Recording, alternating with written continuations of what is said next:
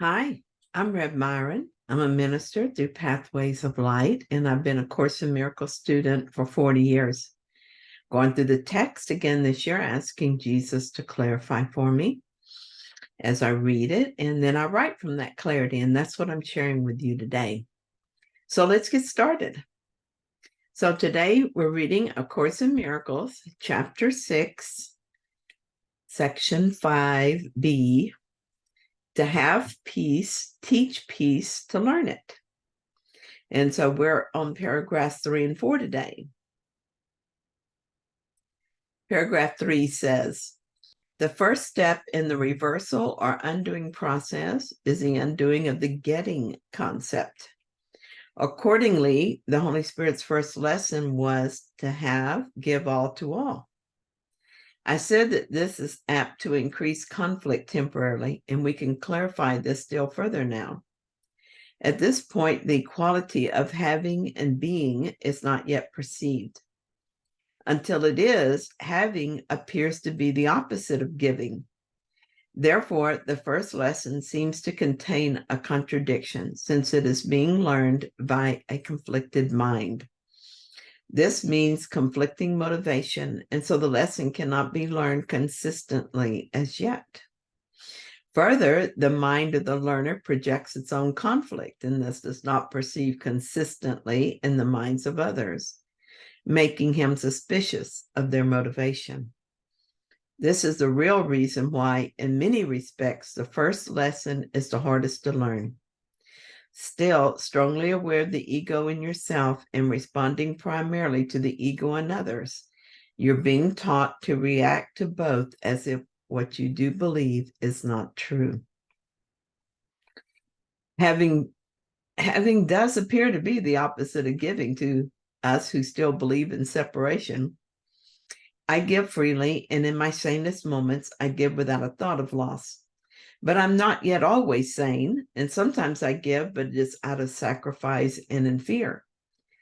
I always support those whose words of wisdom support me. This I do out of love and appreciation. I do it so that they can continue to give their time and effort to help us wake up. But if I'm afraid of loss, even these gifts will be given grudgingly. When this happens, when I forget who my source is and I begin to believe in loss and lack, I don't try to fix that feeling by adjusting my finances, by cutting out non-essentials and deciding who I can afford to support and who I have to take off my list. Instead, I search my mind for signs of confusion about lack and loss. I ask the Holy Spirit to help me see clearly, and I ask for and accept the atonement for my mistaken beliefs. If appearances indicate lack or loss in my life, it's not because I give too much away. It's because I've forgotten who I am. The error needs correction on the level of cause. What I've discovered is that when I fall into the ego belief in lack, fear arises, and acting from that fear, I begin to project my problem onto the world. I started to think the problem was that I was too generous or too careless with my money. I began to resent the ones who are the beneficiaries of my gifts, as if they are the cause of the change in my mind. If I continue to give out of a sense of obligation without allowing my mind to be healed, the problem will just get worse because I am conflicted. I'm motivated to give out of fearlessness, not because I have all, but because I am all. But I am also motivated to give out of obligation, which is fearful, stemming as it does from the belief I'm limited and giving depletes me. This is equally true when giving takes other forms, such as giving my time and effort, my affection and trust. I have an unlimited supply of everything because I am unlimited. However, when I identify with the body personality, which is the personification of limits, I become uncomfortable with giving, believing it is the same as loss. The solution is never going to be to further limit my giving, which will serve to further convince myself that I am limited. The solution is to allow the mind to be corrected. This can be a very simple process. Sometimes I have some personal project I want to complete. If my schedule is full, I will feel conflicted about my obligations. Sometimes that something that was a joy just moments ago begins to feel like a burden. Instead of giving into that feeling, I recognize that I don't know what is important for me to do, and I don't know what should happen in this situation. I gladly step aside and trust the Holy Spirit to arrange things for me. Sometimes the most amazing things happen, but I'm always instantly at peace, and somehow time stretches to accommodate my needs. The only reason it seems hard to understand that to have give all to all makes sense is because we forget who we are. We are all, and we give only to ourselves, even as the part of ourselves we give to seems separate from us.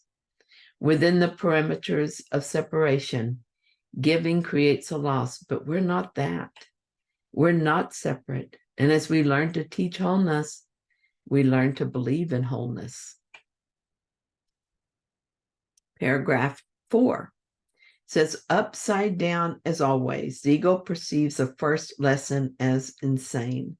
In fact, this is its only alternative, since the only other possibility, which would be much less acceptable to it, would obviously be that it is insane. The ego's judgment here is, as always, is predetermined by what it is.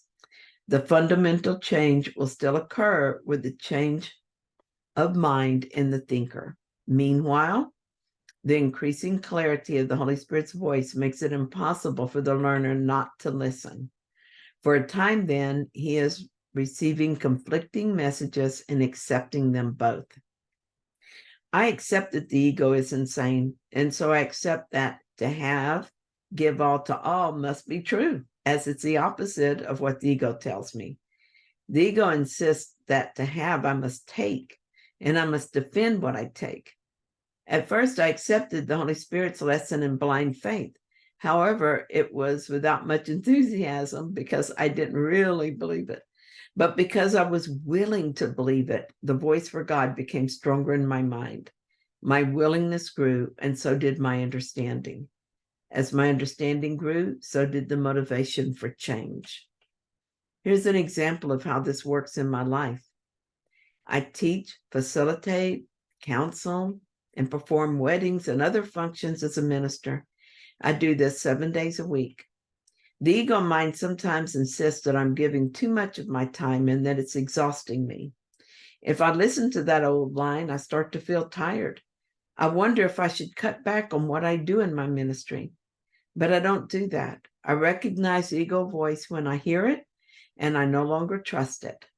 Instead, I ask Spirit what he would have me do, and then I do it. What happens is that I take the next call and teach the next class. As I do this, my energy rises to meet the need, and I'm infused with peace and happiness. I love what I do, and it's never a burden. It is only the ego thinks to give is to lose. I've learned that I will feel tired if I listen to the ego. I feel energetic if I listen to the Holy Spirit. It's become clear to me that it is not what I do that makes me tired, but rather it is what I believe that saps my energy. Just as it is that accepting the Holy Spirit's lesson to give all to all fills me with energy.